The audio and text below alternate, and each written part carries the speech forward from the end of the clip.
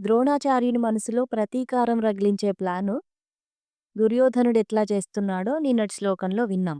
అట్లాగే భీమార్జునులతో సమానమైన వీరులు వాళ్ళ సైన్యంలో ఉన్నారని జస్ట్ చెప్పడంతో ఆగిపోవట్లేదు. ఎవరెవరు ఎట్లాంటి వీరులో, ఎవరి స్ట్రెంత్ ఎట్లాంటిదో పేరుతో సహా సెపరేట్‌గా కేటగరైజ్ చేస్తున్నాడు. అంత భయపడిపోతున్నాడు. యుయుధానుడు, సాత్యకి అంటారు. విరాటరాజు, మహారథి అయిన ద్రుపదరాజున్నారని నిన్నటి శ్లోకంలో చెప్పాడు. ఇంకెవరున్నారంటున్నాడిప్పుడు? దృష్టకేతుః చేకితానః కాశీరాజశ్చ వీర్యవాన్ పురుజిత్ కుంతిభోజశ్చ శైభ్యశ్చ నరపుంగవః. ఇది 5వ శ్లోకం.